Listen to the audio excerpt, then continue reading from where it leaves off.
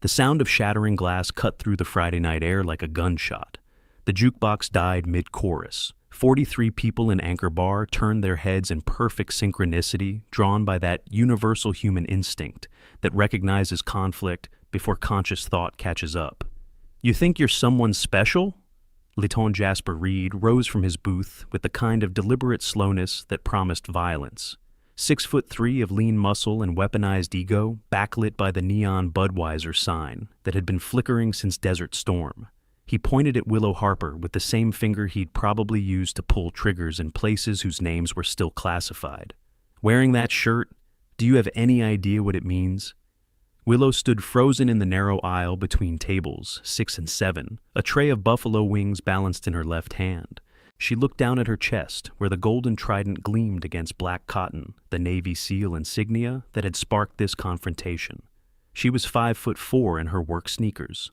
Reed could have used her head as an armrest. She opened her mouth. Nothing came out.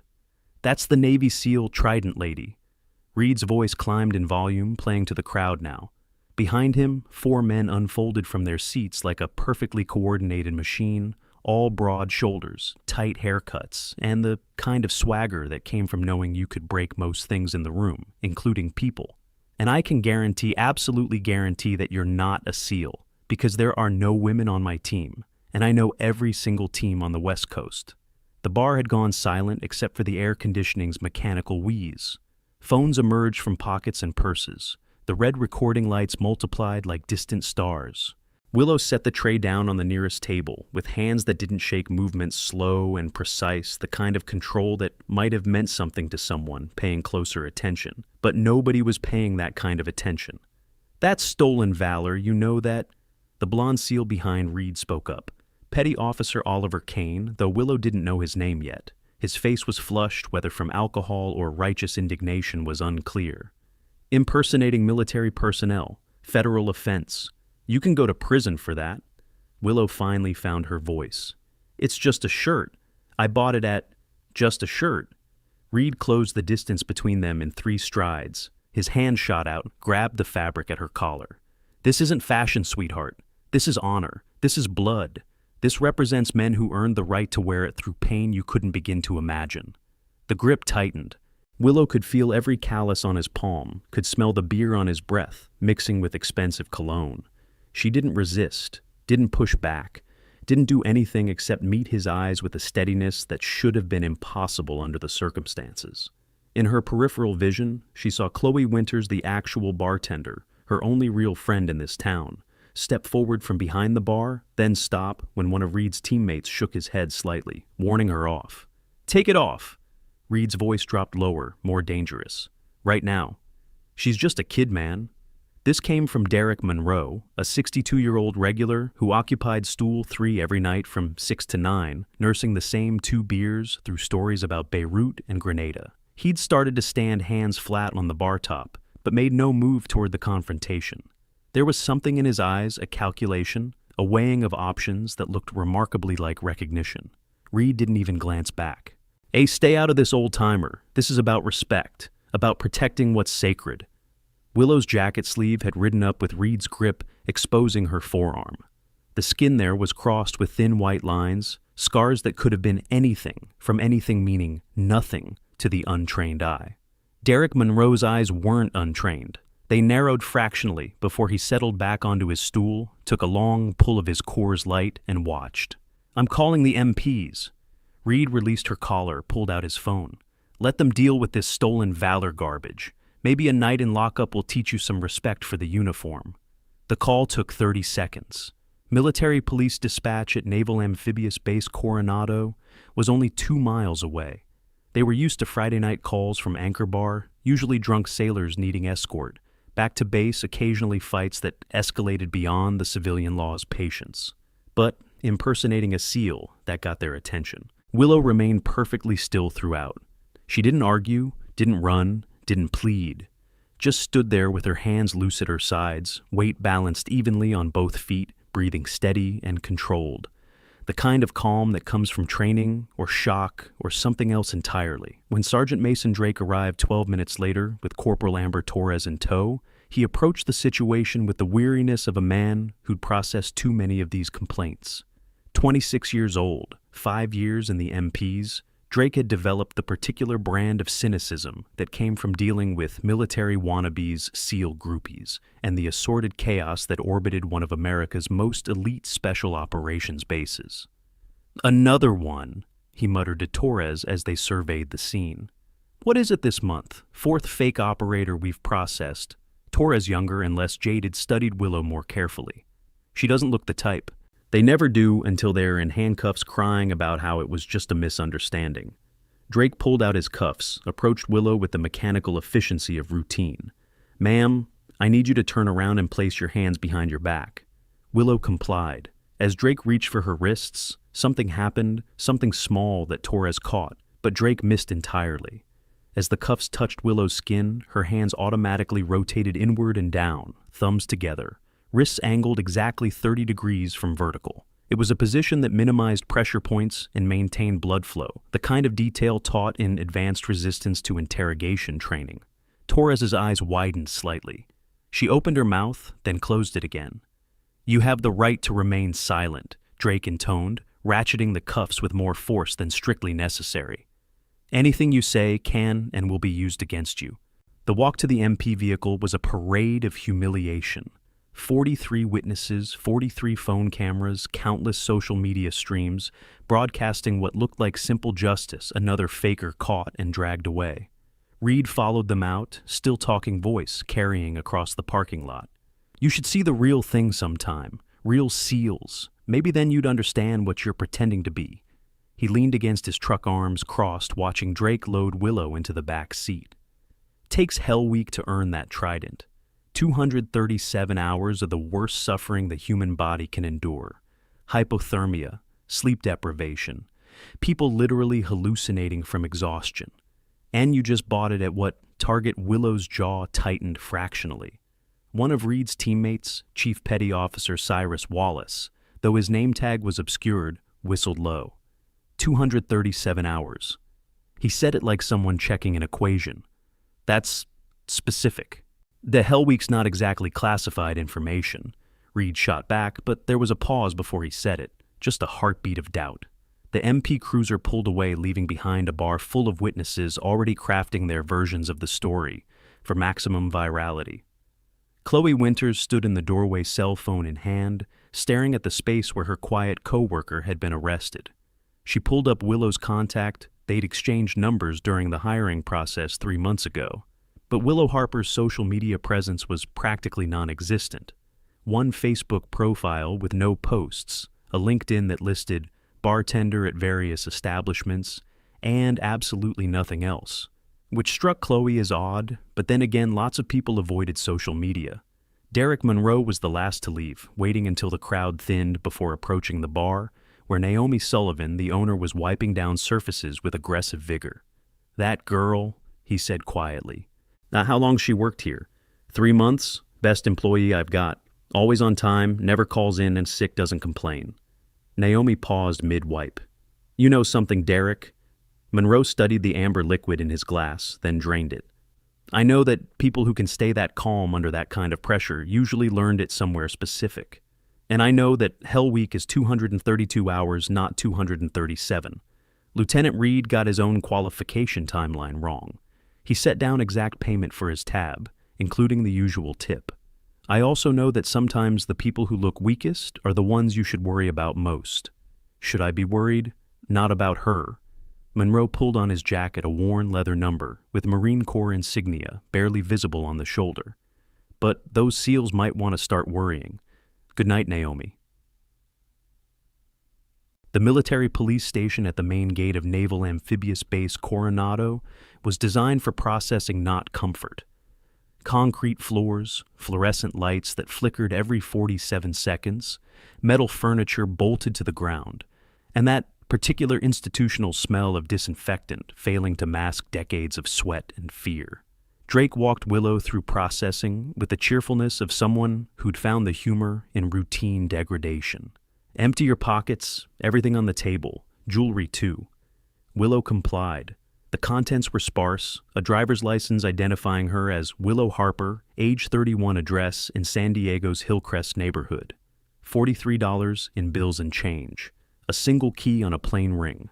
A folding knife with a 3-inch blade legal, but Drake raised an eyebrow. No phone, which struck Torres as odd for someone under 35, but wasn't technically relevant. What happens next will leave you speechless. Before we continue, if you're already hooked by this shocking confrontation, hit that subscribe button and turn on notifications so you never miss stories like this. These real-life military encounters reveal truths that are stranger than fiction. The tension is about to escalate in ways nobody in that bar could have predicted.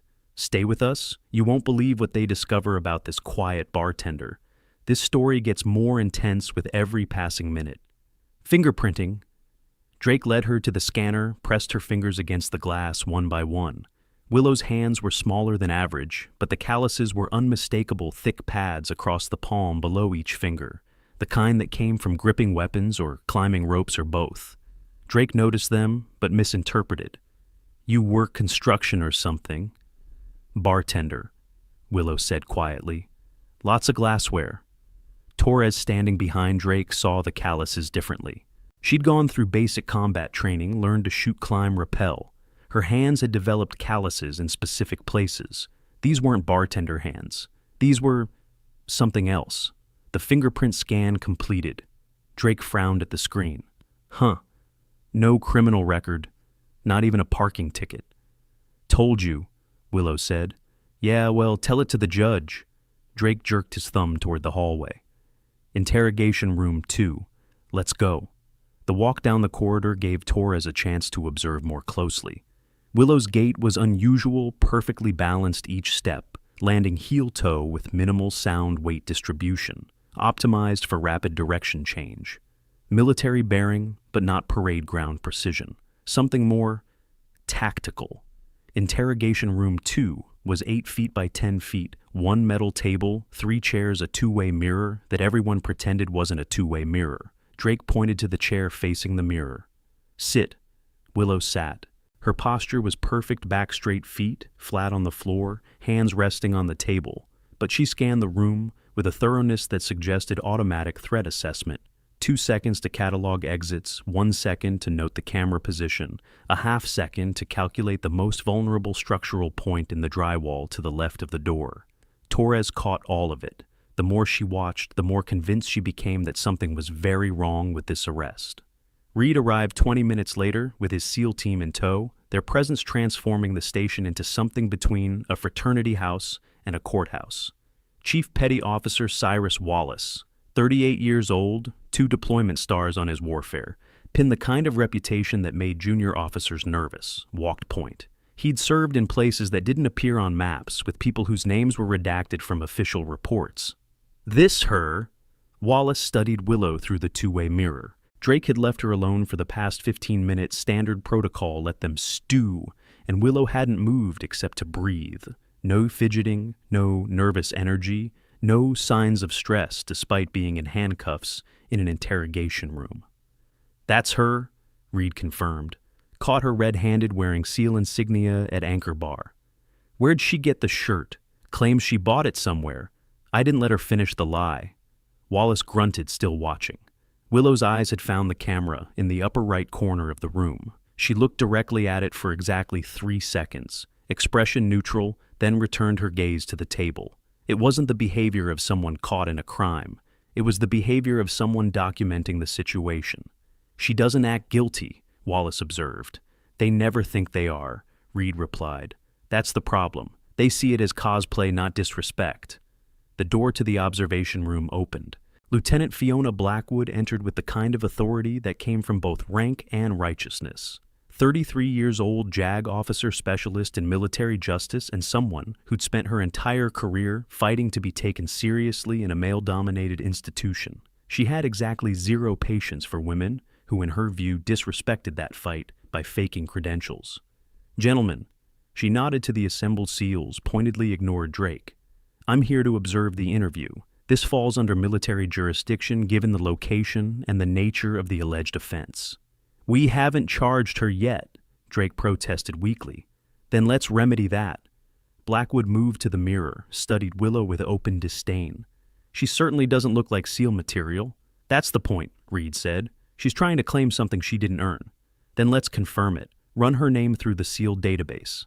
Drake returned to his desk, logged into the Naval Special Warfare Command database, typed in Willow Harper. The search took 42 seconds. The result was unequivocal, no match found. There it is. Reed's voice carried triumph and vindication in equal measure. Proof positive. She's a fake. In the interrogation room, Willow remained motionless. If she knew her name was being run through databases, if she knew her fate was being decided by people who'd already made up their minds, she gave no sign. Just sat there with the patience of someone who'd learned to wait, who'd trained for situations exactly like this, who knew that time was a weapon if you knew how to use it. Torres entered the observation room, addressed Wallace directly. "Sir, permission to speak." "Granted." "Something's not right about this. Her hands, she has the wrong calluses for a bartender. And the way she moved when Sergeant Drake cuffed her, she automatically assumed an interrogation-resistant position. That's advanced training. Or she watches too many YouTube videos." Reed dismissed. "You can learn anything online." "Can you learn muscle memory online?" Torres pressed. Because that was pure reflex. She didn't think about it. Wallace studied the young corporal with new interest. "What else did you notice?" "Her breathing. Standard box pattern, 4 seconds and 4 seconds. Hold 4 seconds out. 4 seconds, hold. That's tactical breathing for stress management. And she hasn't looked at the door once. Most suspects in interrogation fixate on exits. She's focused on the camera and the structural integrity of the room itself." "Maybe she's just weird," Reed insisted, but his voice had lost some of its certainty. Blackwood cut through the debate with prosecutorial efficiency. "Speculation is irrelevant. The facts are simple. She's wearing SEAL insignia, she's not in the database, therefore she's impersonating. Let's proceed with the interview and formal charges." En depot. Down. While Willow Harper sat in interrogation room 2, and while the debate continued in the observation room, and while phones across San Diego shared videos of her arrest with increasingly sensational captions, 3 people were having very different reactions to the evening's events. At his home in La Jolla, Derek Monroe sat at a desk that hadn't seen use in months and pulled out a lockbox from the bottom drawer. Inside were items from a previous life dog tags unit, patches of faded photograph of 12 men in desert camouflage standing in front of a compound that didn't exist anymore. He found what he was looking for, a phone number written on the back of a business card, 15 years old, but still valid because certain numbers never changed. He dialed. It rang 6 times before someone picked up. "This is a secure line," a woman's voice said. "Identify yourself." "Derek Monroe, 1st Marine Division, retired 2009. Authorization code, Tango Oscar November 37. A pause. Keyboard clicking. "Authorization confirmed. State your business." "I need to report a potential security breach. There's a woman who just got arrested for impersonating a SEAL at Naval Amphibious Base Coronado. But I think she might be one of yours." Another pause, longer this time. "Describe her." Monroe did, including details about her composure, her automatic responses, her apparent training. When he finished, the woman on the other end of the line said nothing for 23 seconds. "We'll look into it," she finally said. "Do not interfere further. Do not discuss this call with anyone. Clear." "Crystal." The line went dead. Back at Anchor, Bar Chloe Winters was closing up when her phone rang. Unknown number. She almost didn't answer, but something made her. "Is this Chloe?" A man's voice, older, calm. "Who's asking?" "A friend of Willow's. I need to know, in the 3 months she's worked there, did she ever talk about her past? Where she's from? What she did before bartending?" Chloe's grip tightened on the phone. "Who is this?" "Someone trying to help her. Please. It's important." Chloe thought back through dozens of shifts. Willow had been the perfect coworker, reliable, competent, friendly enough, but never oversharing. They'd talked about surface things, weather, customers, sports. But personal history. She never talked about herself, like ever. I figured she was just private. "Did anyone unusual ever come into the bar asking for her specifically?" "No, she kept to herself. Regulars liked her because she remembered orders and didn't make small talk. If anyone asks police, military, anyone, you don't know anything. Understood? But I don't know anything. Good. Keep it that way. The call ended. Chloe stood in the empty bar phone, still pressed to her ear, wondering what exactly she'd gotten caught in the middle of. In the observation room at the MP station, the debate had evolved into a plan. Wallace, despite his initial skepticism, had been persuaded by Blackwood's prosecutorial certainty. But he added his own twist. Before we formally charge her, I want to test her. If she's going to claim knowledge of SEAL operations, let's see if she actually knows anything. How? Drake asked. Weapons test, standard field strip and reassembly. Every SEAL can do it blindfolded. If she's never been through training, she'll fail immediately. Reed grinned. I like it. Public humiliation before criminal charges. Poetic. Torres felt her stomach tighten, but said nothing. She was too junior to argue with officers, especially SEALs with combat deployments. But she made a mental note to document everything, just in case this turned into something other than what it appeared to be. They entered the interrogation room together, Wallace Reed Drake and Blackwood. Willow looked up as they filed and her expression unchanged. If she was intimidated by 4 people surrounding her in a locked room, she didn't show it. Wallace set a disassembled M4 carbine on the table in front of her. Upper receiver, lower receiver, bolt, carrier group, charging handle, and various springs and pins all laid out in deliberate chaos. Standard issue, nothing special, but also nothing a civilian would normally have access to. You want to wear the trident? Wallace's voice was measured, almost gentle. It was somehow more threatening than Reed's aggression. Then prove you understand what it represents. Field strip this weapon, then reassemble it. Every SEAL learns this in Bud S. If you've actually earned the right to wear that shirt, this should be easy. Willow looked at the weapon components. Something flickered in her eyes. Recognition, calculation, or maybe just resignation. Her hands were still cuffed. You'll need to take these off, she said quietly. Her first words in nearly an hour. Drake unlocked the handcuffs. Willow rotated her wrists, slowly returning circulation, the movement economical and practiced. She flexed her fingers once, then reached for the weapon parts. What happened next took exactly 47 seconds. Her hands moved with the kind of fluidity that comes from repetition measured in thousands of hours. Upper receiver, first checking the chamber, with a glance that suggested the habit was burned into neural pathways. Lower receiver, next testing the trigger mechanism with 2 fingers, while her other hand aligned the buffer spring. Bolt carrier group slid home, with a precision that suggested she could feel the tolerances. She wasn't fast in the way that suggests rushing. She was fast in the way that suggests the distinction between thinking and doing had dissolved through training. Each movement flowed into the next, without pause, without hesitation, without conscious thought. When the weapon was reassembled, she performed a function check, charging handle, trigger press, safety selector, with the automatic thoroughness of someone who'd been taught that incomplete checks killed people. Then she set it down on the table, perfectly aligned with the edge, and folded her hands in her lap. The room was silent. Wallace picked up the M4, checked it himself. 47 seconds. That's competitive.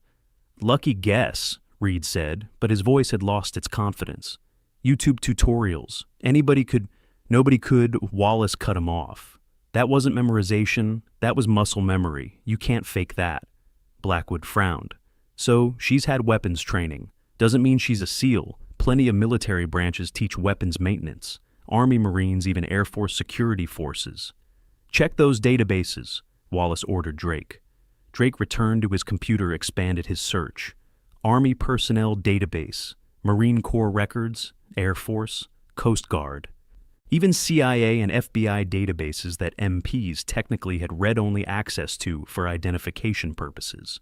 Every search came back the same, no match found. She doesn't exist, Drake said slowly. I mean, she has a driver's license and a social security number, but there's no military record anywhere in the system. In the interrogation room, Willow sat quietly, hands folded, face neutral. But Torres, still watching from the doorway, caught something in her eyes. Not fear, not panic, something closer to patience.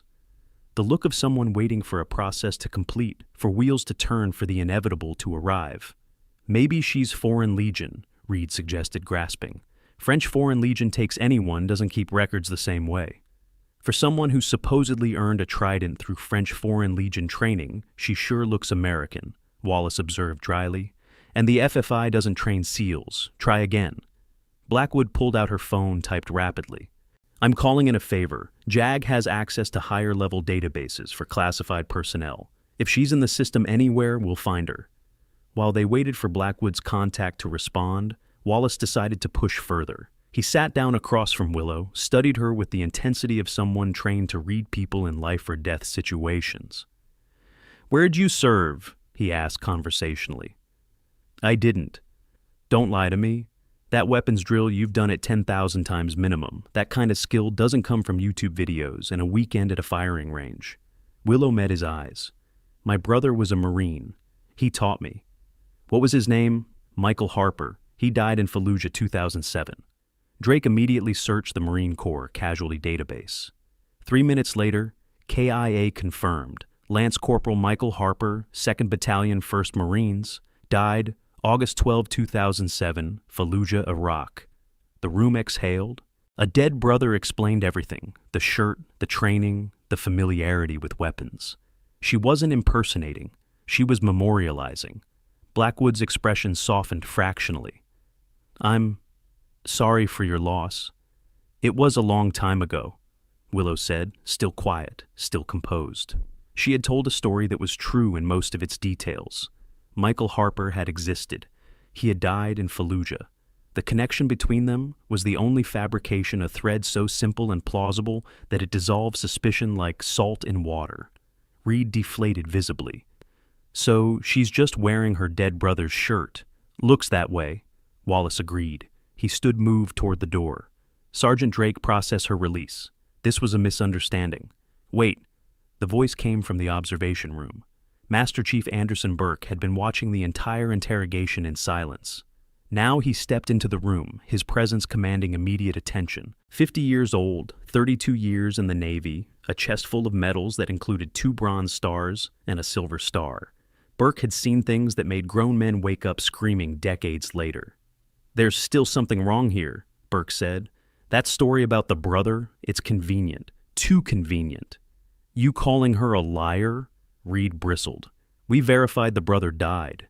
I'm saying that a woman who can field strip an M4 in 47 seconds, who maintains tactical breathing under interrogation, who automatically assumes resistance positions when being cuffed, and who's somehow been flying completely under the radar for 31 years, that woman deserves more scrutiny than a 5-minute database search." Wallace frowned. "What are you suggesting, Master Chief?" "I'm suggesting we call Commander Hartwell, right now, before we release her.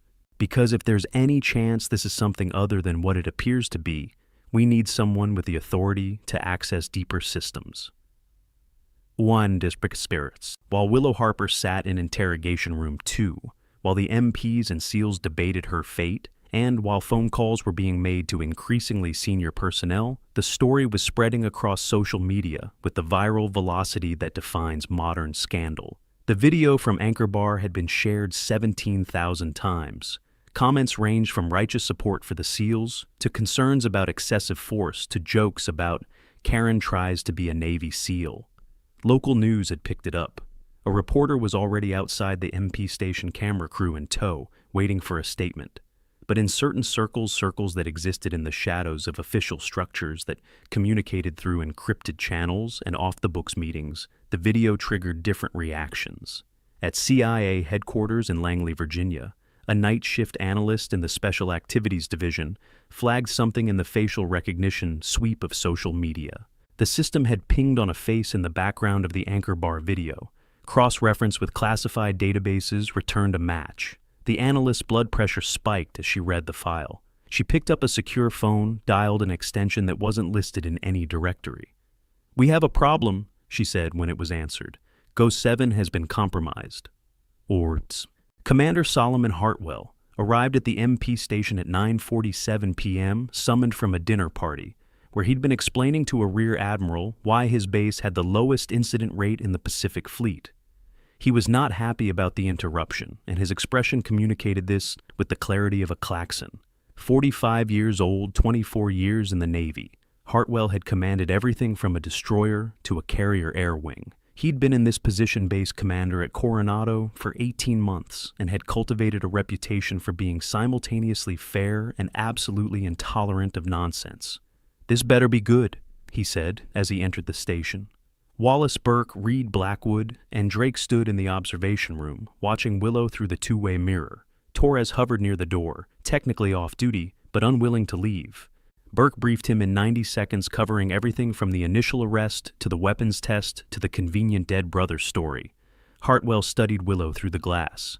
"She doesn't look like a threat." "That's what concerns me, sir," Burke replied. "She doesn't look like anything, which is either the truth she's nobody or it's the best cover I've ever seen." "You're suggesting she's undercover, here on my base." "I'm suggesting we eliminate that possibility before releasing her. Because if she is something other than a bartender with a dead brother, and we let her walk and something happens, that's on us." Hartwell considered this. He was a careful man, methodical, the kind of officer who'd risen through ranks by making few mistakes and learning from all of them. What databases have been checked? All standard military personnel systems, criminal records, known associates, social media. Everything came back either clean or non-existent. What about higher classifications? "That's why we called you, sir. JAG has access to some restricted systems, but TSSCI and above requires flag officer authorization." Hartwell turned to Lieutenant Commander Iris Palmer, the base intelligence officer who'd arrived with him. "Can you access JWICS, the Joint Worldwide Intelligence Communication System, the network where classified information lived?" "Yes, sir. But if she's in that system, it means she's either done something very bad or something very classified. And if it's the latter, we're about to step in something we really shouldn't. Better to step in it now than trip over it later." Hartwell made the decision with the confidence of someone whose instincts had been proven right more often than not. "Run her through every system you have access to. TS, SCI, SAP, even SCI. If there's anything we need to know." Palmer pulled out a secure tablet logged into systems that existed several levels above standard classification. Her fingers moved across the screen with practiced efficiency, inputting queries, waiting for responses, refining searches. The first 3 searches returned nothing. Standard classified databases showed no record of Willow Harper. The 4th search, SAP Special Access Programs, took longer. When the result appeared on screen, Palmer's face went white. "Sir," she said quietly, "you need to see this." While Willow Harper sat in that interrogation room, her encrypted communication device remained hidden, the kind of advanced technology that intelligence operatives rely on for secure contact with handlers. These military-grade encrypted phones use satellite connectivity and quantum encryption to ensure communications cannot be intercepted. They're designed for personnel operating in high-risk environments where standard devices would compromise mission security. The technology includes biometric authentication, remote wipe capabilities, and GPS tracking that can be disabled for covert operations. Hartwell looked at the screen. His jaw tightened. His hand holding the tablet began to tremble slightly. Not fear, but the physical manifestation of rapidly recalculating everything he thought he understood about this situation. The file on the screen was sparse, as such files always were. Most of it was redacted, but what was visible was enough. Subject, redacted, codename. Ghost 7, clearance TS SCI, plus SAP access, status knock, non-official. Cover, active agency, classified operations. 12 classified missions, 2018-2023, current assignment, redacted. And at the bottom, a photograph. Slightly grainy, clearly surveillance footage, but unmistakable. Willow Harper wearing tactical gear, standing in what looks like a compound somewhere in Central Asia, surrounded by people whose faces were blurred out. "Holy cow," Reed whispered, looking over Hartwell's shoulder. "Everyone out," Hartwell said, his voice deadly calm. "Everyone except Master Chief Burke and Lieutenant Commander Palmer. Now." They hesitated. That was not a suggestion. Reed, Drake, Blackwood, and Wallace filed out. Torres followed, casting one last look at Willow through the mirror. The woman sat exactly as she had for the past 2 hours, patient and still, as if she'd known all along how this would end. When the room had cleared, Hartwell set down the tablet and rubbed his face with both hands. "Tell me I'm reading this wrong." "You're not, sir," Palmer said. She's CIA Special Activities Division, deep cover operative. And we just arrested her on camera in front of 40 witnesses who've now posted it all over social media. Burke let out a long breath. This is bad. This is catastrophic, Hartwell corrected. Her NOC is burned, her cover's destroyed. Whatever operation she was running is compromised. And it's our fault. What do we do? Hartwell picked up the tablet, again scrolled through what little information the file provided. It says to contact this number in case of emergency. He pointed to a phone number at the bottom of the screen. That's going to be her handler, who is about to have a very bad evening. He made the call. It was answered on the second ring by a woman whose voice conveyed the emotional warmth of a glacier. This is Commander Solomon Hartwell, Naval Amphibious Base Coronado. I'm calling about an individual currently in my custody. I believe she may be one of yours. A pause. Describe her. Hartwell did, including the code name from the file. Another pause longer, keyboard clicking in the background. Stand by. The hold lasted 4 minutes. When the woman returned, her voice had shifted from cold to Arctic. I'm Special Agent Heather Vaughn, CIA Special Activities Division. You have Ghost 7 in custody. If that's who Willow Harper actually is, then yes. On what charges? Impersonating a Navy SEAL. Silence. Then, you arrested an active CIA operative for impersonating a Navy SEAL while she was maintaining cover for a classified operation. We didn't know. Of course you didn't know. That's the entire point of deep cover. But now you do know, which means roughly 43 civilians also know, which means her cover is comprehensively blown, which means 6 months of operational development just went up in smoke. Hartwell felt his career prospects dimming in real time. What do you need me to do?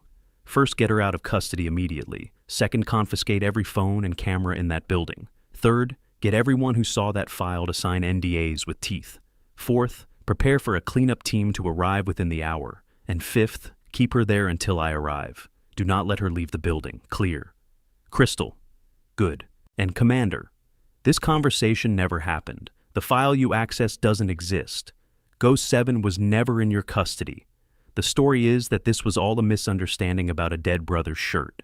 You apologize she went home. Any deviation from that narrative will be considered a national security breach. Are we clear? Yes, ma'am. The line went dead. Hartwell set down his phone and looked at Burke and Palmer. Well, this is the part of command they don't teach you at the War College. Palmer was already typing. Sir, there's more in the file. If I expand the search parameters, don't. Hartwell cut her off. We already know more than we should. The less detail we have, the better position we're in when people start asking uncomfortable questions. But sir, if she was running an operation here, shouldn't we know what it was? For security purposes? If CIA wanted us to know, they would have told us. The fact that they didn't means it's none of our business. And now that we've accidentally made it our business, the best thing we can do is back away slowly and let them handle it. Burke moved to the observation room window, looked at Willow. Should we tell her we know? She already knows we know. Look at her. They looked. Willow's posture had changed subtly. She was still sitting quietly, still appeared calm, but there was something different in the way she held herself. The mask of civilian vulnerability had slipped, revealing something harder underneath. She wasn't afraid anymore. She was calculating. She's probably running through contingencies right now, Palmer observed, figuring out how much we've compromised, what assets are exposed, how to salvage the operation. There's no salvaging it, Hartwell said. It's over. We saw to that. He moved toward the door. Come on, time to go apologize to someone who probably wants to shoot all of us. If were it stunned, they entered the interrogation room together, Hartwell, Burke, and Palmer. Willow looked up as they entered, and something in her eyes confirmed every suspicion. This wasn't a scared bartender. This was a professional assessing a tactical situation. Hartwell sat down across from her.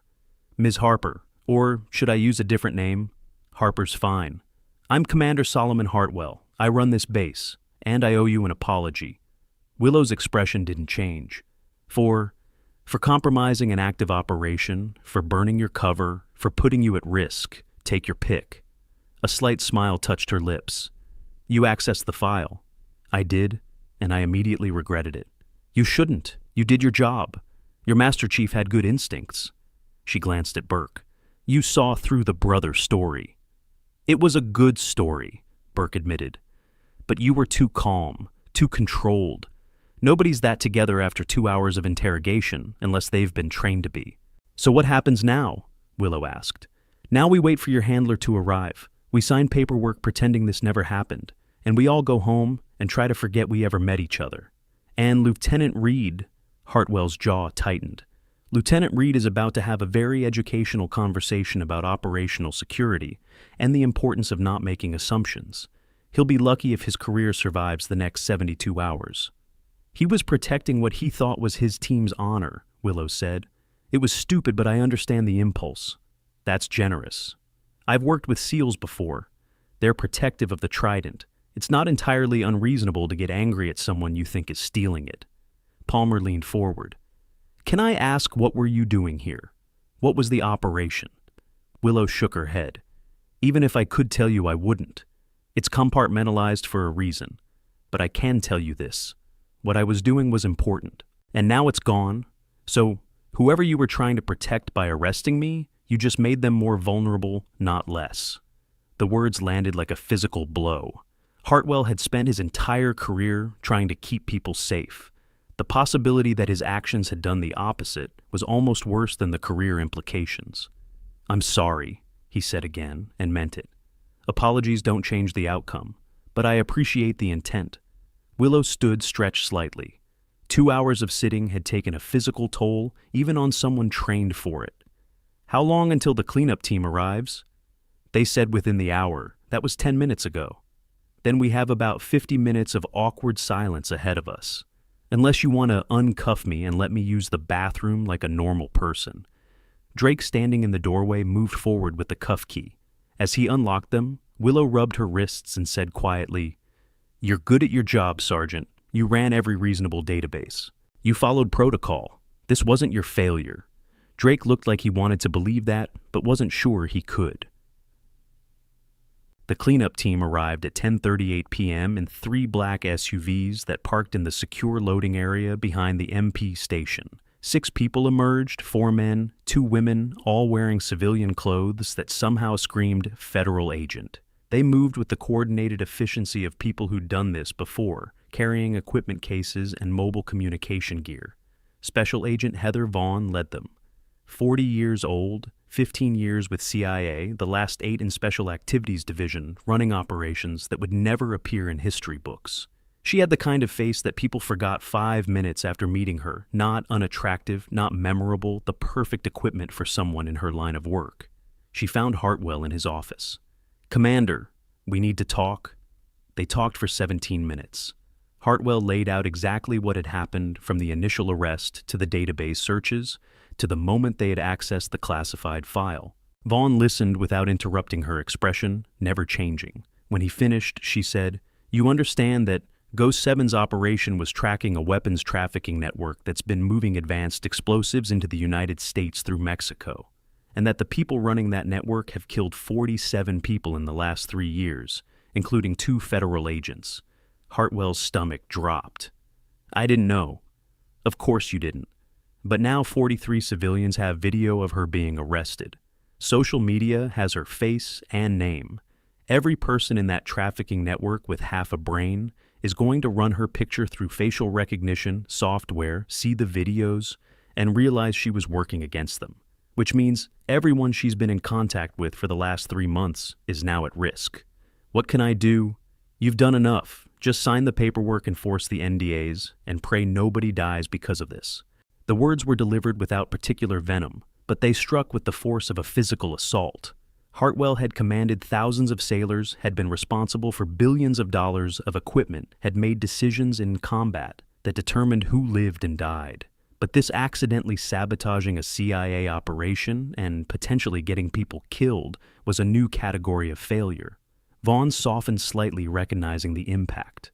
Look, you didn't know. Reed didn't know. Your people did what they thought was right. But right doesn't always mean consequence-free. Now, help me contain this.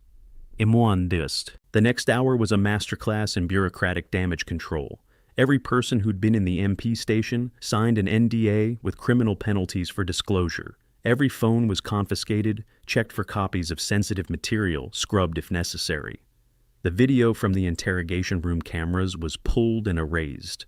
Official reports were written, read revised and written again, until they told a story that was technically true, but completely misleading. Willow Harper had been arrested for wearing military insignia. Investigation revealed the shirt belonged to her dead brother. Apologies were issued. She was released. End of story. Reed and his SEAL team were brought in separately, briefed on what they could and couldn't say, and sent home with the understanding that their careers hung by threads that could be cut with a single word. Reed looked like he'd aged 10 years in 5 hours. Torres was the only person who seemed genuinely relieved. "I knew something was off," she told Vaughn. "The way she moved, the way she stayed calm, I knew she wasn't just a bartender." "You have good instincts," Vaughn replied. "But good instincts don't matter if you don't have the clearance to act on them. Remember that." Equipe Wall. At 11:52 p.m., Willow Harper walked out of the military police station, a free woman. Vaughn walked beside her, keeping a hand on her elbow that looked friendly, but functioned as a guide toward the waiting SUV. "How bad is it?" Willow asked quietly. 6 months of work down the drain. 3 assets potentially exposed. 1 trafficking route we'll have to let go cold because we can't risk the investigation being connected back to you. I can salvage it.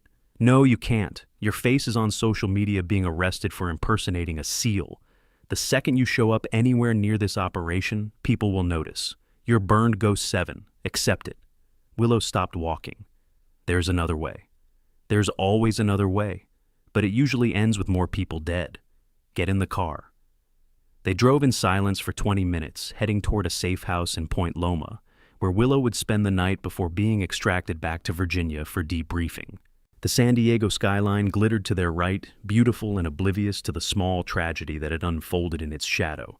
"For what it's worth," Vaughn said, "you played it perfectly in there. The dead brother story was good. Would have worked if they hadn't called in the commander. Burke saw through it. Master Chiefs always do. They've seen too much to be fooled easily. What will you do now?" Willow looked out the window at the passing city. "Whatever you tell me to do. That's how this works."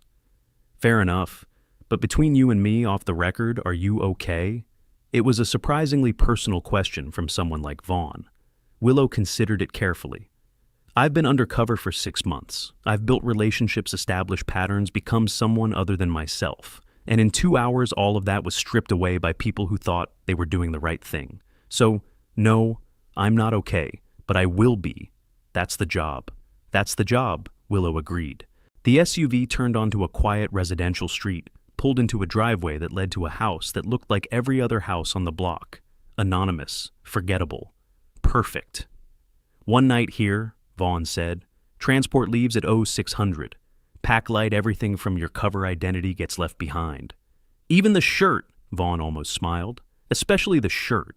That thing's caused enough trouble." Willow got out of the car. Stretch took a deep breath of the cool night air. She'd been Willow Harper bartender for 6 months. Tomorrow she'd be someone else, or maybe she'd go back to being whoever she actually was under all the layers of cover identities and operational personas. She honestly wasn't sure anymore. Ghost 7. Vaughn called from the car window. "One more thing. The Commander Hartwell, he felt terrible about this. Said to tell you he was sorry." "He already told me. He meant it." "I know." Willow turned toward the house. "They all meant it. That's what makes it worse. If they'd been malicious, I could hate them. But they weren't. They were just doing their jobs. And sometimes good people doing good jobs still manage to destroy things." She walked into the safe house without looking back. The door closed behind her with a soft click that sounded like an ending. At 6:15 a.m., Willow Harper, or the person who'd been playing her, boarded a military transport plane at North Island Naval Air Station. The loadmaster didn't ask questions. The pilot had been briefed to forget the passenger existed the moment they landed at Andrews Air Force Base outside Washington. As the plane climbed over the Pacific Ocean, Willow pulled out a phone, not the one taken by the MPs, but a backup kept for emergencies, and checked the news feeds one last time. The story of her arrest had mostly disappeared, buried under the weight of more interesting scandals. A few local news sites still had pieces about stolen valor, incident resolved. But they were already sliding down the front pages. In 48 hours, nobody would remember it happened. Except Willow would remember, and Commander Hartwell would remember, and Master Chief Burke, and Corporal Torres, and Special Agent Vaughn, and everyone else whose lives had intersected with this small disaster. And somewhere in Mexico, in a warehouse or a safe house or a trafficking route that Willow had spent 6 months mapping, someone would eventually put the pieces together and realize that the bartender from San Diego had been something more, would realize they'd been watched, documented, compromised. And when that happened, people would die. Maybe not immediately, maybe not directly, but cause and effect were long chains in this business, and every link was forged in blood. Willow closed her eyes and tried to sleep. It didn't come easily. Or, are you still watching good? Because the mystery is about to deepen in ways that will make your jaw drop. If you're enjoying this investigation into Willow's true identity, show your support by liking this video. Share it with anyone who loves military stories with unexpected twists. The biggest reveal is still ahead. Trust me, you need to see this. 3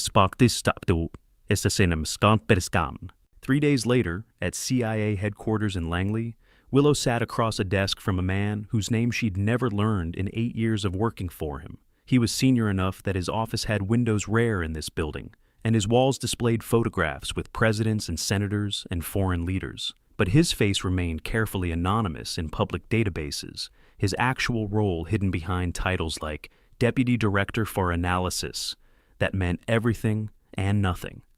Ghost 7. He said it without looking up from the file he was reading. Or should I call you Willow? Or perhaps we should use your real name for once. Any of those work, sir. He closed the file, looked at her with eyes that had seen too many operations go sideways to be surprised by one more. 6 months of work, gone. 378 hours of surveillance data that we can't use because it's connected to a burned identity. 2 informants who might be compromised. 1 trafficking network that's now alert to federal interest. I'm aware, sir. Are you also aware that Lieutenant Jasper Reed has been temporarily relieved of duty pending a security review? That Commander Hartwell is facing questions about his judgment from people several pay grades above him? That a 25-year-old MP corporal named Amber Torres had a nervous breakdown because she realized how close she came to destroying a major investigation? I didn't know about Corporal Torres, sir. Well, now you do. He opened another file, this one thinner. Here's what happens next. You take 2 weeks of mandatory leave, see the psychologist, process the operational loss. Then we reassign you. To what? He smiled, but there was no warmth in it. Something worse than the last assignment. We have a situation developing in Central Asia, Afghanistan specifically. There's someone there we need to identify. Someone who's been making a lot of noise in places that should be quiet. He slid a photograph across the desk. Surveillance image, grainy, taken from distance. 2 people in a rocky valley that could have been anywhere from Pakistan to Tajikistan. One of them was clearly Willow, wearing tactical gear and a shemagh that covered most of her face. The other was a man whose face was partially obscured, but whose body language suggested authority, confidence, danger. 6 months ago, you were in Afghanistan on another operation. This man made contact with you. Brief conversation, less than 5 minutes, then he disappeared. We don't know who he is. We don't know what he wanted. But 3 weeks later, an entire village 200 kilometers from where this photo was taken was massacred. 47 people dead. Women, children, everyone. The Taliban blamed us. We didn't do it. So, who did Willow study the photograph trying to remember? 6 months ago seemed like a lifetime.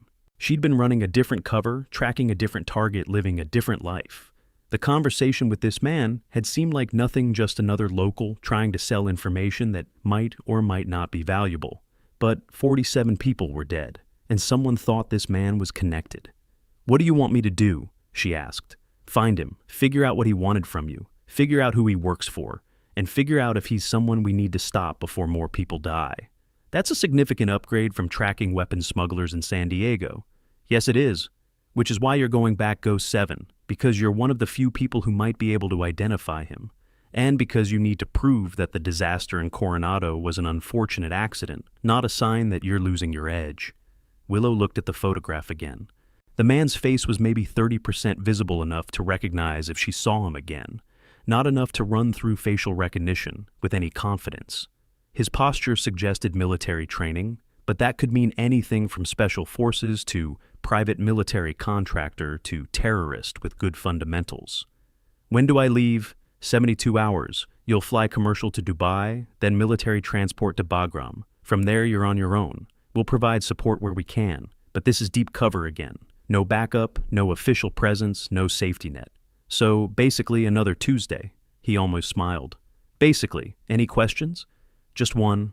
The man in the photo, what makes you think he wanted me dead? You said that earlier. The deputy director leaned back in his chair, steepled his fingers. Because 2 weeks after that village massacre, someone put a price on your head. $500,000 to anyone who could confirm Ghost 7's real identity and location. It was pulled down after 24 hours, but the fact that it existed at all suggests someone knows who you are and wants you gone. We don't know if it's connected to this man, but the timing is suspicious. Willow felt something cold settle in her chest. $500,000 was serious money, the kind of money that attracted serious attention, the kind of money that suggested she'd stumbled into something much larger than a simple weapons trafficking investigation. "I'll find him," she said. "Good. Because if you don't, the next photograph might be of your funeral." Wotsas. Intelligence operatives and military contractors working in classified operations require specialized insurance coverage that standard policies don't provide. These comprehensive plans cover international incidents, classified medical treatments, legal defense for security clearance issues, and emergency extraction services. The policies include disability coverage for injuries sustained during covert operations, and life insurance that pays out even when cause of death cannot be publicly disclosed. Financial protection designed specifically for those serving in America's most sensitive national security roles. In San Diego, 3 weeks after the arrest, that wasn't really an arrest, Commander Hartwell sat in his office reading reports that should have been routine, but felt like landmines. The incident with Ghost 7 had officially been classified as resolved without incident, but the unofficial consequences were still rippling outward. Lieutenant Reed had been reassigned to a training command in Mississippi, technically not a punishment. Officially, a career development opportunity, practically a form of exile that everyone understood but nobody acknowledged. His SEAL career wasn't over, but it would never be what it could have been. Chief Petty Officer Wallace had retired 6 months earlier than planned, citing family reasons that were technically true, but incomplete. He'd seen too much, knew too much, and wanted to be far away from the questions that might eventually come, asking what exactly he'd learned that night. Corporal Torres had requested and received a transfer to Okinawa. She was a good MP with a promising career, but the knowledge that she'd been right, that something was wrong, that Willow Harper was more than she appeared, and that nobody had listened to her until it was too late, had soured her on the command structure. She needed distance and a fresh start. Master Chief Burke had taken exactly the opposite approach. He'd requested additional clearances, asked for assignment to Naval Intelligence, and was currently learning everything he could about how to recognize undercover operatives before accidentally destroying their missions. His reasoning was simple. If it happened once, it could happen again, and next time he wanted to be the person who prevented the disaster rather than caused it. Hartwell himself had received a private conversation with a 2-star admiral who'd explained in terms that were friendly but absolutely clear that his career trajectory had been permanently altered. He'd never see 3 stars. He'd probably never see 2. He'd retire as a commander, maybe captain, if he was lucky, and the reason would never be stated officially, but everyone would know. He'd compromised a CIA operation. He'd burned an active Enoch. He'd made decisions that were reasonable and justified and completely correct according to every regulation and policy, and they'd still cause significant damage to national security. That was how it worked sometimes. Good people making good decisions still managed to break things. The universe didn't care about intentions. Hartwell looked at the framed photograph on his wall, his commissioning day 24 years ago, young and confident and certain that the world made sense. He'd learned a lot since then. Learned that certainty was a luxury, that good intentions weren't enough, that sometimes doing everything right still meant losing.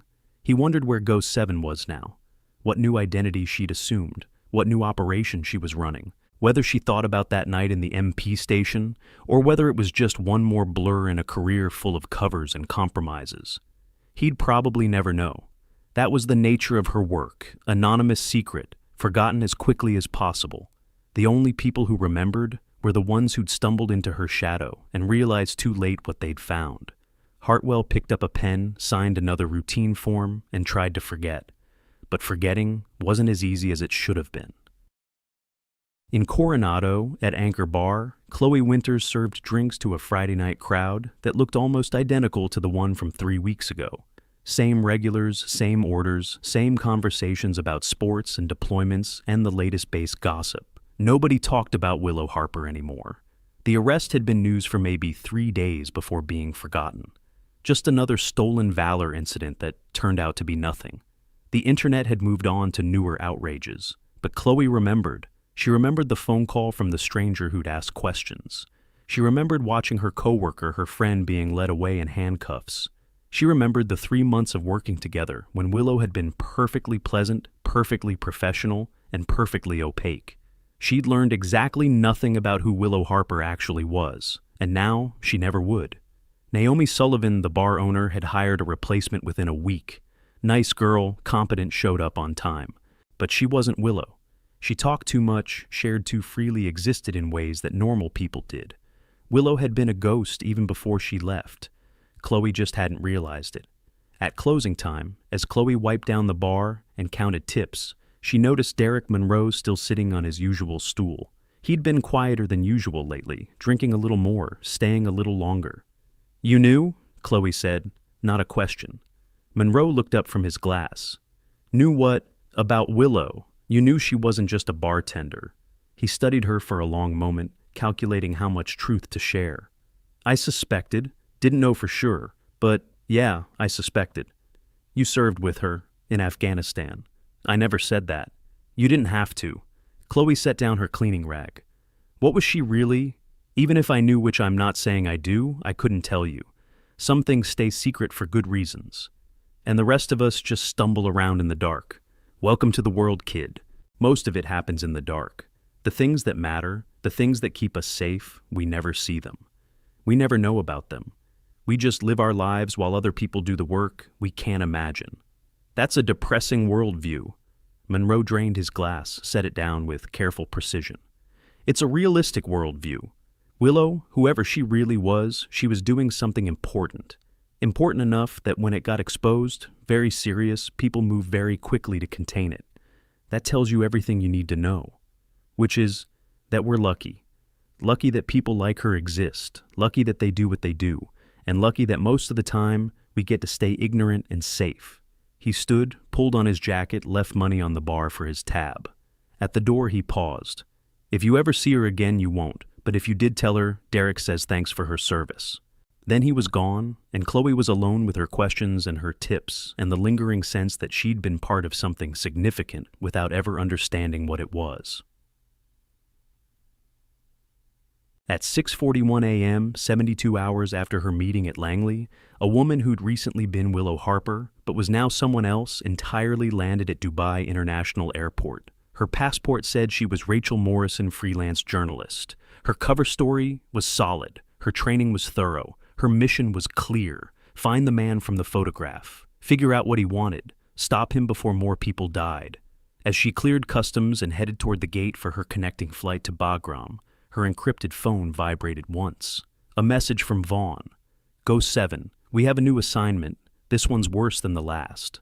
She looked at the message, then at the departure board, showing flights to dangerous places, then back at the phone. She typed a single word in reply. "When?" The response came immediately. "You're already late. Check your secure email." She found a quiet corner, opened her laptop, accessed the encrypted server. The email contained a single attachment, the surveillance photo from 6 months ago, now annotated with facial recognition, markers, trajectory analysis, and a timestamp, and text that made her blood run cold. Subject unknown, priority alpha. Target identified, approaching village 12 hours before massacre. Possible connection to ghost. 7 compromise. Recommend immediate investigation. Assessment subject, may know your real identity. Assessment subject, likely responsible for bounty. Assessment, you are already compromised. Proceed with extreme caution. Below that, another photograph. more recent higher resolution. The same man now in different clothes, different location. And behind him, barely visible in the background, a face she recognized. Her own face. From before. From an operation 3 years ago that should have been completely buried. Someone had her file. Someone knew her history. Someone was tracking her across operations, across identities, across the careful walls she'd built between her real life and her cover lives. And that someone wanted her dead. She closed the laptop, looked around the airport with new paranoia. Every face could be a threat. Every glance could be reconnaissance.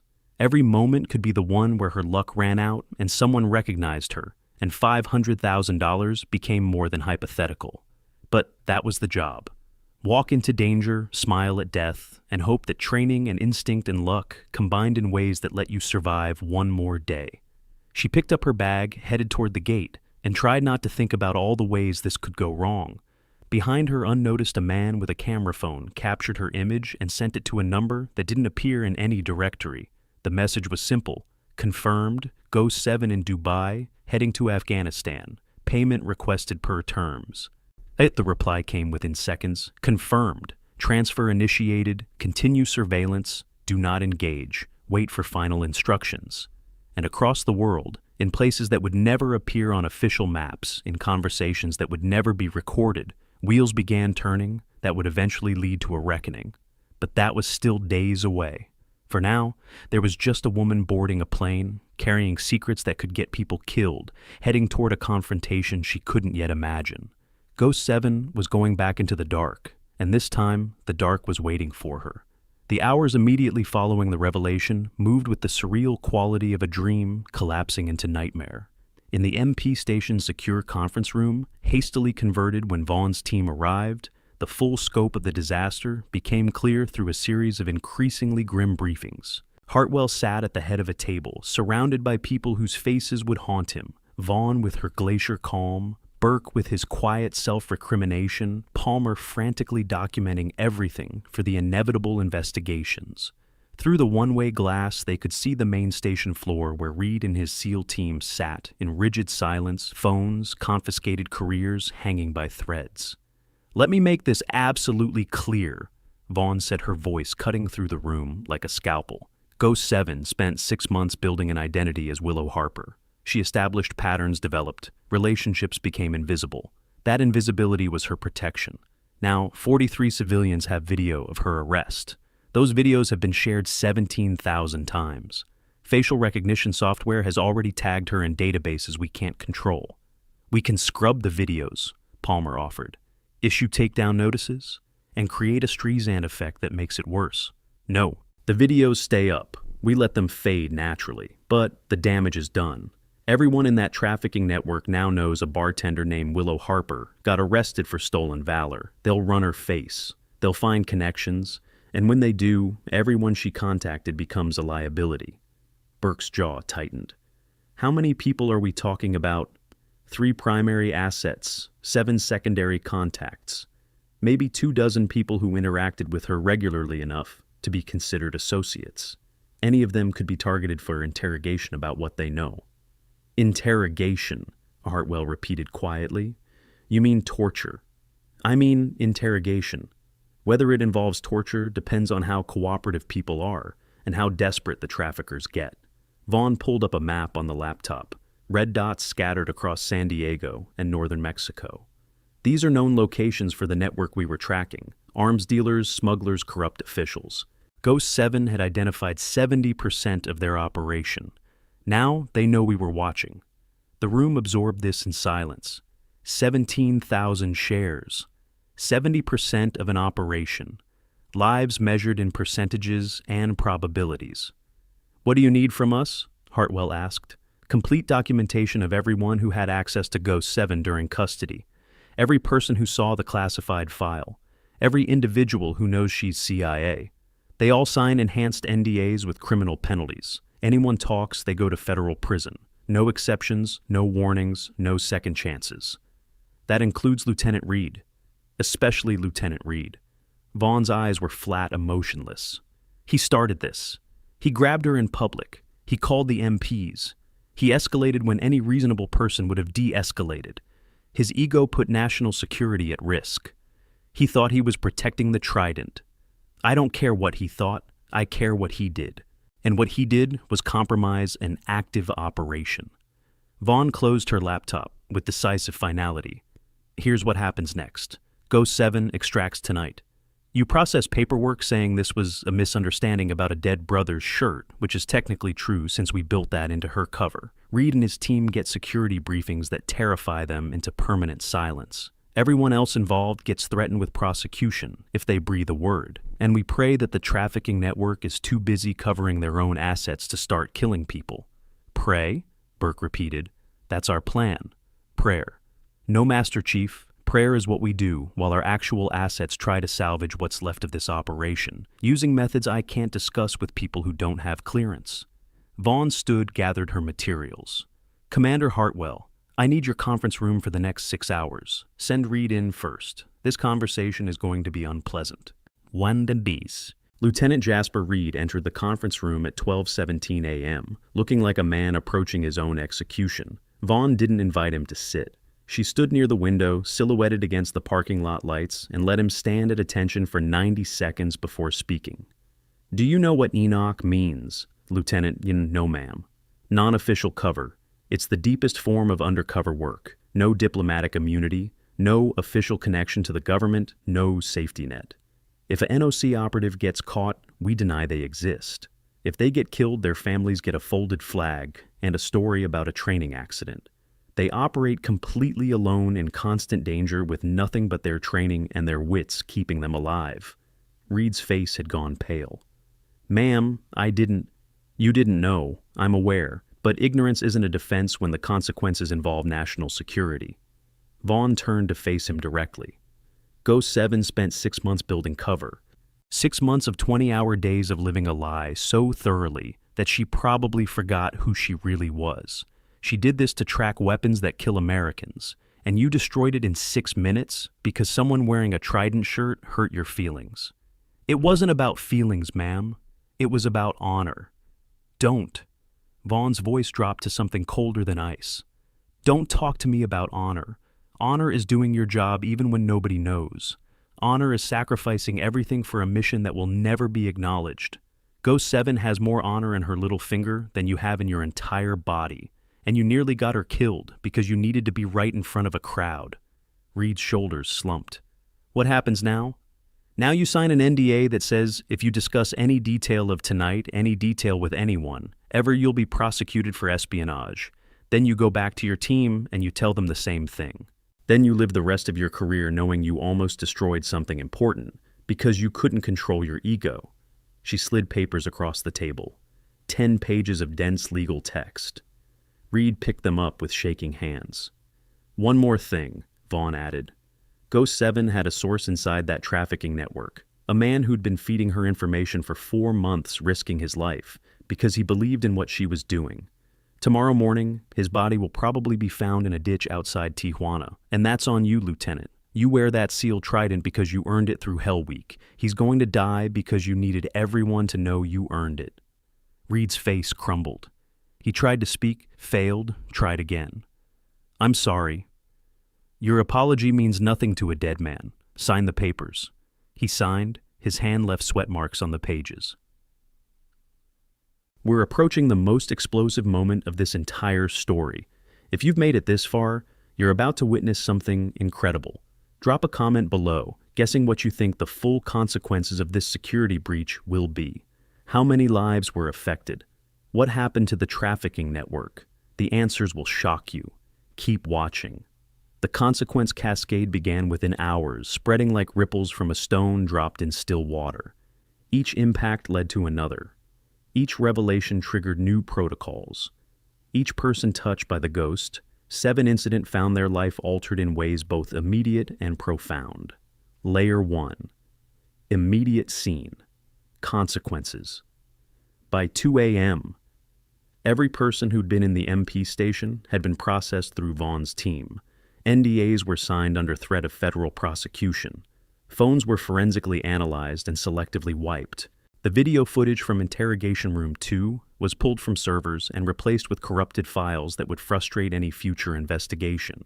Sheriff Hugo Mitchell, the civilian law enforcement who'd responded to the initial incident, received a visit from two federal agents who explained in excruciating detail that discussing this case with anyone, including his own department, would constitute obstruction of a federal investigation.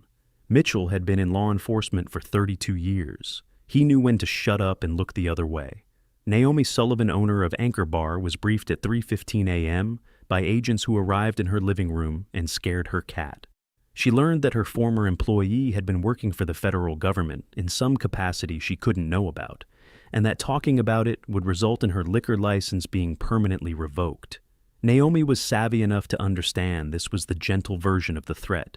The 43 witnesses from the bar were harder to track. Most of them had already posted videos, but the cleanup team was thorough. Within 6 hours, each witness received either a phone call or a personal visit.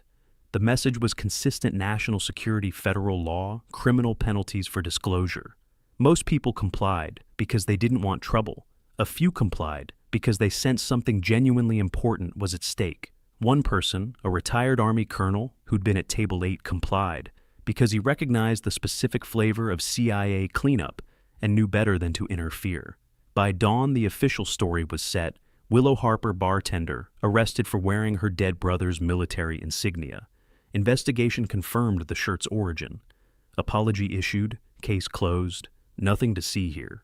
But in Tijuana at 4:37 a.m., a man named Carlos Mendoza, who'd been passing information to a friendly bartender about shipment routes and meeting locations, was dragged from his apartment by three men who asked very specific questions about what he'd told La Gringa and who else she'd talked to. His screams lasted 17 minutes before his neighbors called the police. By the time they arrived, Mendoza was dead and the killers were gone. Layer 2. Personal ripple effects. Lieutenant Reed's career didn't end officially. It simply stopped progressing. Within a week, he received orders reassigning him to Naval Special Warfare Group 2 in Mississippi. Technically a lateral move, practically exile. Mississippi was where they sent SEALs who'd screwed up, but not badly enough for court-martial. It was where careers went to die slowly. Reed packed his apartment in silence, ignoring calls from teammates who wanted to know what really happened. At his going-away gathering sparsely attended, Chief Wallace pulled him aside. "You need to understand something," Wallace said quietly. "What we did, what you started, it wasn't wrong in principle. Protecting the trident matters, but principle without wisdom is just rigidity, and rigidity breaks things. I know. Do you? Because from where I'm standing, you still think you were basically right, that if she'd just explained herself, this all could have been avoided, but people in her position can't explain themselves. That's the whole point. They live in shadows so we can live in light. And we just dragged her into the light and burned her alive." Reed looked at his beer, unable to meet Wallace's eyes. "I didn't know. That's what makes it worse. If you'd known and done it anyway, you'd just be malicious. But you didn't know because you didn't stop to consider that maybe there was more to the situation than what you assumed. You saw stolen valor, and that was enough. You didn't see a person. You saw a problem you could solve with authority. What should I have done? Asked questions, shown patience, remembered that not everything is what it appears to be." Wallace drained his glass. "I'm retiring, by the way. This was my last operation. I've been in for 20 years, seen some things, done some things. But this is the first time I've felt genuinely ashamed. Not because we did something evil, because we did something careless. And carelessness from people with power is just another form of violence." He left Reed at the bar, walked out into Mississippi humidity, and drove home to start a civilian life he'd been avoiding for years. The shame would fade eventually, but never completely disappear. Sergeant Mason Drake, the MP, who'd processed the arrest, received a formal letter of reprimand for insufficient diligence in investigating unusual circumstances. It was bureaucratic language that meant you should have known better. Drake wasn't fired, wasn't demoted, but his security clearance was flagged for enhanced review. Every future assignment would be scrutinized. Every background check would include this incident. He'd spend the rest of his career explaining why he'd arrested a CIA operative, and the explanations would never quite be sufficient. Corporal Amber Torres requested immediate transfer within 72 hours. Her reasoning was sound. She'd demonstrated good instincts by questioning the arrest, but nobody had listened to her until it was too late. That wasn't a command climate where she could thrive. Within a month, she was in Okinawa working night shifts and trying to forget the night she'd been right about something important and had been ignored because she was too junior to matter. Lieutenant Fiona Blackwood's JAG career stalled in ways that would only become apparent over time. She wasn't formally punished, but she wasn't selected for the prestigious assignments she'd been tracking toward. Her name stopped appearing on promotion lists. 6 months later, when she inquired about why her commanding officer gave her a look that communicated everything you displayed bad judgment in a situation that embarrassed the Navy. That's not something we forget. Layer 3. Professional impact. The base security chief, a captain named Derek Foster who hadn't even been present during the arrest, found himself writing a 50-page report on protocol failures in handling suspected military impersonation cases. The report would lead to new training requirements, new procedures, new layers of bureaucracy designed to prevent similar incidents. Foster would spend 6 months implementing these changes while quietly resenting that his career had been derailed by other people's mistakes. When Commander Hartwell accessed that classified database, he was navigating complex legal territory surrounding security clearances and need-to-know protocols. Legal firms specializing in security clearance issues provide representation for clearance denials, revocations, and investigations. They handle cases involving polygraph disputes, foreign contact allegations, and financial issues affecting clearances. These attorneys understand the appeals process for TS, SCI, and SAP access denials. For military and intelligence personnel, having legal counsel who understands classified information protocols is essential for protecting careers and reputations. Lieutenant Commander Iris Palmer, who'd helped access the classified database, found herself promoted to a position she hadn't applied for liaison officer between Naval Intelligence and CIA. It was technically a career boost. In reality, it was a way to keep her close to people who could monitor whether she discussed things she shouldn't. Palmer was smart enough to recognize the promotion for what it was: a gilded cage with a security clearance padlock. Master Chief Burke's request for additional clearances was granted with surprising speed. The Navy recognized that his instincts had been correct. He'd sensed something wrong and pushed for deeper investigation. That kind of perception was valuable. Within 2 months, he was attending training at Dam Neck on how to identify intelligence operatives in the wild. The irony wasn't lost on him. He'd compromised an operative and was now being trained to protect them. Layer 4. Community transformation. Anchor Bar became briefly infamous. News crews camped outside for 3 days trying to get interviews about the Stolen Valor incident. Naomi Sullivan refused all requests, citing advice from her attorney, an attorney she'd never had before, but suddenly needed.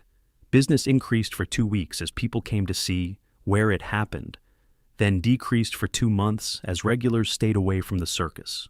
Eventually, equilibrium returned, but the character of the place had changed. There was a wariness now, a sense that the walls might have ears, that quiet customers might be more than they appeared. Chloe Winters, the bartender who'd befriended Willow, quit after 6 weeks. She couldn't shake the feeling of betrayal, not by Willow, but by her own perception. She'd worked side by side with someone for months and never suspected the truth. It made her question every interaction, second-guess every customer. Eventually, she took a job at a coffee shop in Carlsbad, where the stakes were lower and the secrets were just about who was sleeping with whom. Derek Monroe continued occupying stool 3 every night from 6 to 9, but he stopped talking about his service. The younger patrons assumed he'd gotten quieter with age. The truth was simpler. He'd been reminded that some stories were never meant to be told, and silence was its own form of respect. Layer 5. Institutional changes. The Navy issued a new directive within 3 weeks, Protocol for Handling Suspected Military Impersonation in Sensitive Base Proximity. It was 10 pages of bureaucratese that boiled down to slow down, ask questions, consider alternatives, don't assume. Every MP on every base would receive training. Every officer would attend a briefing. The Ghost 7 incident would never be mentioned by name, but everyone would know which incident had triggered the changes. JSOC reviewed its procedures for protecting embedded operatives. New protocols were developed for new sea operatives working near military installations. Better coordination with base commanders, clearer markers for identifying active operations, layers of protection that should have existed before but hadn't because nobody had considered this specific failure mode. Congressional oversight committees received classified briefings about operational security incidents in fiscal year 2024. Ghost 7 wasn't named. The details were redacted. But funding was allocated for better training, better coordination, better protection for intelligence personnel working in domestic contexts. Money flowed through black budgets to programs that would never be publicly acknowledged, all because a bartender got arrested for wearing the wrong shirt. Layer 6. Legacy and long-term impact. Willow Harper, or whoever she'd been before, assuming that identity disappeared from official records. Her driver's license expired and wasn't renewed. Her social security number went dormant. The apartment in Hillcrest was cleaned out by people who left no trace of who they were or what they'd removed. Within 3 months, it was as if Willow Harper had never existed, which was exactly the point. But the trafficking network she'd been investigating didn't disappear. It adapted. Routes changed, personnel shifted. Operations became more cautious, more paranoid, more difficult to penetrate. The intelligence Ghost 7 had gathered was used where possible, but large sections of her work couldn't be leveraged, because doing so would reveal that the investigation had occurred at all. 47 weapons shipments that could have been intercepted were allowed to proceed, because stopping them would expose how much was known. In Afghanistan, a village elder who'd cooperated with American intelligence was killed by the Taliban. No connection was ever proven to the Ghost 7 compromise, but the timing was suspicious. His family received compensation through channels they didn't understand, money that appeared with no explanation except that he'd served American interests. They never learned that their father's death might have been connected to a bartender arrested in San Diego. The connections were too distant, too classified, too fragmentary to ever become a complete picture. And $500,000 remained available to anyone who could provide actionable intelligence on Ghost 7's real identity and current location. The bounty didn't expire. It just waited. That revelation was insane, wasn't it? But the story doesn't end here. There's another video on your screen right now about a female helicopter pilot who faced similar discrimination until they discovered her classified military record. Click it after this video ends. You won't regret it. And if this story moved, you hit that like button and subscribe for more incredible real-life military stories. 48 hours after the arrest, Commander Hartwell convened a final meeting in his office. Present were Burke Palmer Torres via secure video link from Okinawa and Special Agent Vaughn, who'd stayed in San Diego longer than planned to oversee the cleanup. "I wanted to address something," Hartwell began. "Before we all move forward with our careers and our lives, we made a mistake, a significant one, but it wasn't a mistake born of malice or negligence. It was a mistake born of incomplete information and reasonable assumptions. I want to make sure we all understand that distinction." "Well, does the distinction matter to Carlos Mendoza?" Vaughn asked quietly. "He's still dead." "No, it doesn't matter to him. But it matters for how we carry this forward. If we treat this as a moral failure, we'll be paralyzed by guilt. If we treat it as a learning experience, we'll be better at our jobs and better at protecting people." Burke nodded slowly. "Commander's right. What we did, what Reed started, and the rest of us enabled, it came from trying to do the right thing. We just had incomplete information about what the right thing actually was." "The road to hell," Vaughn observed, "is paved with good intentions, yes, but it's also the only road most of us have. We can't always know every variable. We just have to make the best decisions we can with the information we have." Torres spoke from the video screen, her voice tinny but clear. "I knew something was wrong. I said something was wrong. Nobody listened." "You were right," Hartwell acknowledged, "and that's something I'll carry with me. You were junior, you were new, and you were right. I should have listened. We all should have." "So what's the lesson?" Palmer asked. "Listen to junior enlisted more, trust our instincts. Don't arrest people wearing military insignia." "The lesson, Vaughn said, is that the world is more complicated than it appears, that people in positions of authority, people like all of you, have power to damage things you don't even know exist, and that power requires humility." Humility! Reed had said that word before leaving for Mississippi. "It's not a trait we emphasize in SEAL training." "Maybe it should be," Burke replied. "Confidence is important, but confidence without wisdom is just arrogance, and arrogance kills." They sat in silence for a moment, each processing their own relationship to that truth. Finally, Hartwell spoke. Ghost 7, whoever she is, wherever she is now, she served her country in ways we'll never fully understand. She took risks we can't imagine, and when we accidentally exposed her, she didn't rage or threaten or demand retribution. She just moved on to the next mission. That's professionalism at a level most of us will never achieve. Do you know where she is now? Torres asked. No, and I don't want to. The less we know, the safer she is. Hartwell looked at each person in the room. If there's nothing else, we're done here. Dismissed. They stood, gathered materials, began to leave. At the door, Burke paused. Sir, for what it's worth, you handled this as well as anyone could have. You made hard calls in impossible circumstances. That takes courage. Courage didn't save Carlos Mendoza. No, but it might save the next person. That's all we can hope for. 3 weeks later, in a briefing room at Bagram Airfield, Afghanistan, the woman who'd been Willow Harper, now operating under another name, with another cover, wearing another mask, reviewed intelligence photographs with a team of analysts who didn't know who she really was and didn't ask questions. The man from the photograph 6 months ago remained unidentified. Facial recognition had provided no matches. Linguistic analysis of the brief conversation suggested educated background, possibly military training, but nothing definitive. He was a ghost, hunting a ghost. And somewhere in the mountains between Pakistan and Afghanistan, their paths would cross again. We have a lead, one analyst said, pointing to a recent satellite image. This compound 30 kilometers southwest of Kandahar. We've identified unusual activity consistent with high-value target meetings. 3 vehicles arrived 2 days ago and haven't left. Ghost 7 studied the image. The compound was unremarkable. Mud walls, flat roof, solar panels suggesting modern amenities hidden behind traditional facade. But the positioning was good. Sight lines covered all approaches. Exits led to valleys that connected to smuggling routes into Pakistan. What's the source on this intelligence signal intercept? Someone at that compound used a sat phone to contact a number we've been monitoring. Conversation was encrypted, but the metadata tells us enough. She nodded, already calculating approach angles and contingency plans. This was what she did. This was who she was. Not Willow Harper, not Rachel Morrison, not any of the other names she'd worn. Just Ghost 7 moving through shadows, hunting monsters, trying to prevent massacres before they happened. I'll need tactical support. We can provide drone coverage and QRF on standby, but you're going in alone as per your operational parameters. Understood. When? We have a window tomorrow night. New moon, optimal conditions. She stood, gathered her gear, prepared to become someone else one more time. At the door, she paused.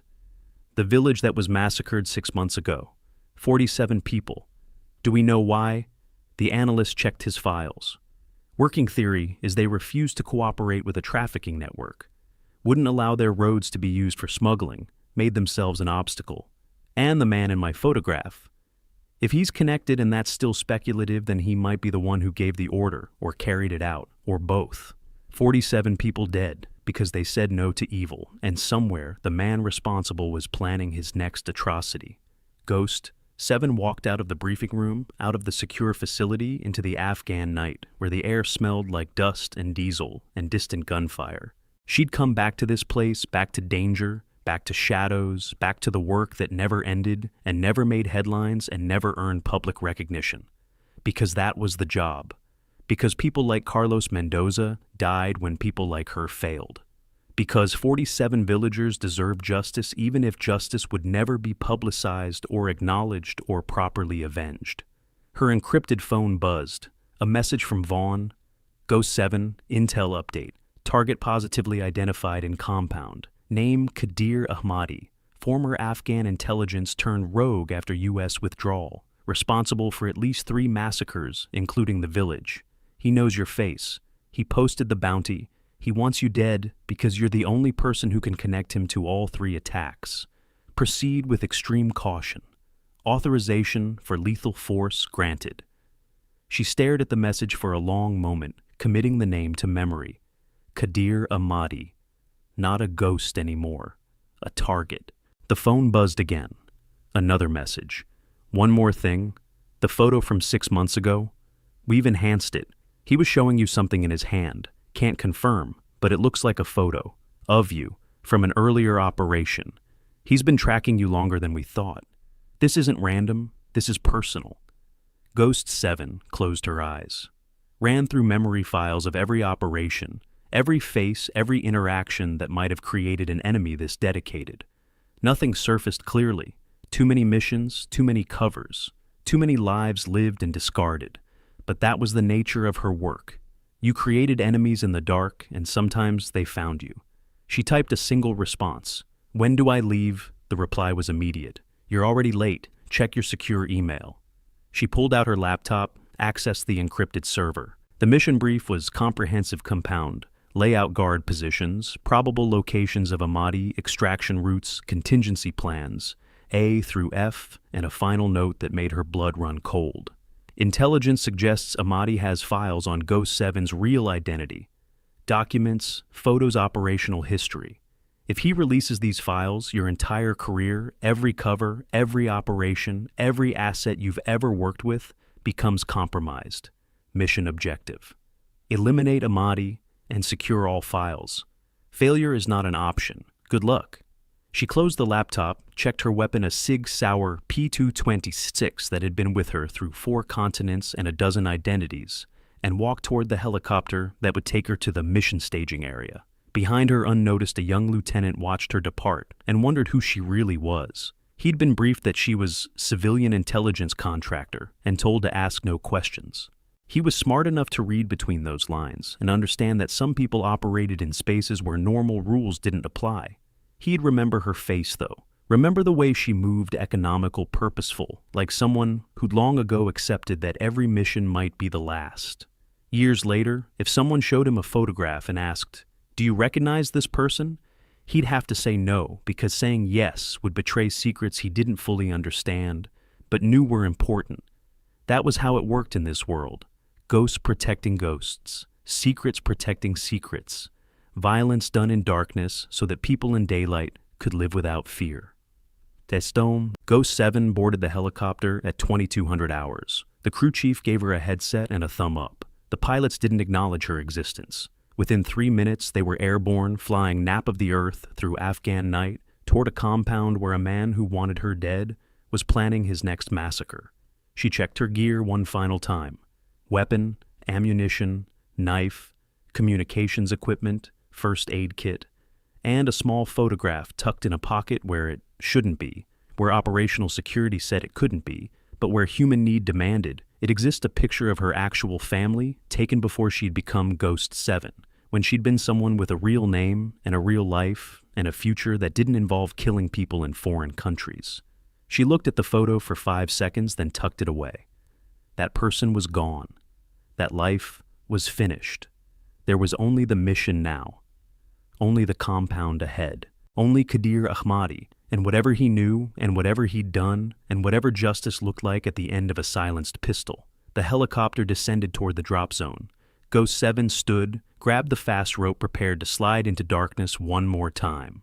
The crew chief tapped her shoulder, gave her the signal, 30 seconds. She nodded, positioned herself at the door, looked out at the Afghan landscape rushing past, below mountains and valleys and villages where people slept or didn't sleep, where children grew up in war zones and parents buried sons and daughters, where the machinery of violence ground on regardless of who was right or wrong or caught in between. Somewhere down there, Qadir Ahmadi was waiting. He didn't know she was coming. He didn't know this was the night his story ended. He just knew he'd put a bounty on someone called Ghost 7, and somewhere, somehow, eventually his enemies would come for him. But he didn't know she was already here, already in the air above him, already committed to a mission that would end with either his death or hers. The crew chief signaled, "Go."